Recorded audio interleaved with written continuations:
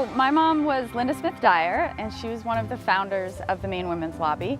And in 1977, the year before they founded the lobby, my mom and a number of other Maine women traveled down to Texas for the National Women's Conference. And this was my mom's t-shirt from that trip. So we got together in my apartment one evening, 4 of us, and we said, you know what? We need a full-time lobbyist. We need a lobbyist during the legislative session to make sure these bills get through. So we decided to form an organization called the Maine Women's Lobby. It is now the longest existing women's lobby organization in the country. The Maine Women's Lobby has been standing up for women and girls for 40 years. Freedom from discrimination and violence, self-determination of our bodies and our future, equal opportunity and equal pay in the workplace. These are issues that were relevant 40 years ago, and they're relevant today. When I first started working in the battered women's movement, I wanted to do that work, and I did it for 36 years until we made an end to violence against women in the home. I no longer believe that's possible in my lifetime, but I know that we're in a different place than we were when I started that work. It's the lobbyists who are always incredibly talented, and I've worked with different ones over the years.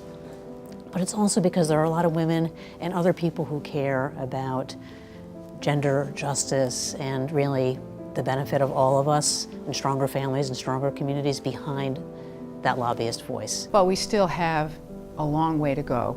We haven't solved the healthcare issue in this country, and I believe that that really significantly is often more of a burden on women. And I learned a lot about the need for more attention to reproductive rights, women's voices, affordability in housing, redefining rape, and healthcare issues affecting women, and sometimes primarily women. So I learned a lot while working with the lobby. I have grown in what I care about and what I see impacts the women and girls in our state, from economic security to paid sick days to family leave. So my interests have expanded because of this work on the board.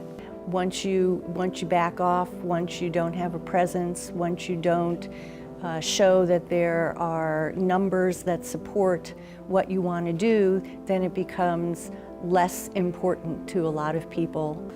So we're trying to help policymakers understand the importance of economic security and to realize that the issues that make life better for women make life better for everyone.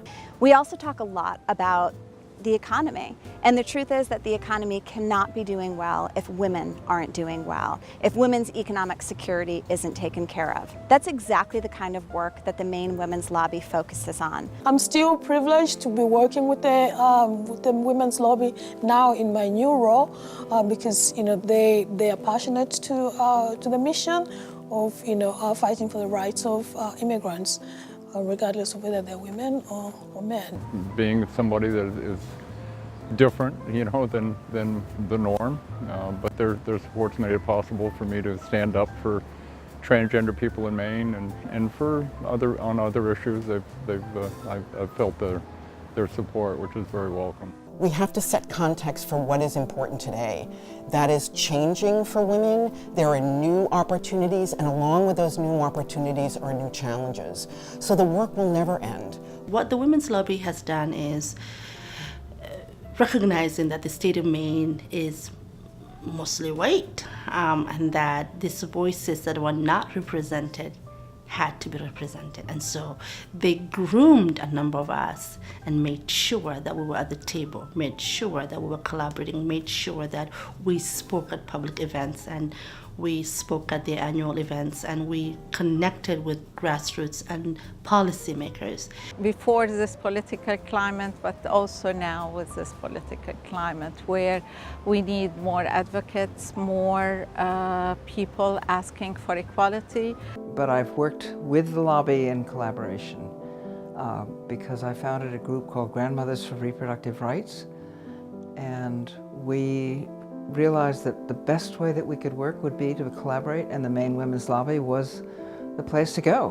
Maine Women's Lobby offers support and a strong advocacy voice in the halls of the legislature. And we have seen some progress as more women enter the legislature, and as Maine Women's Lobby has helped educate our male colleagues about how those issues affect the whole family. But the reality is that women are responding in a way that's like totally unique and exciting and transformative right now.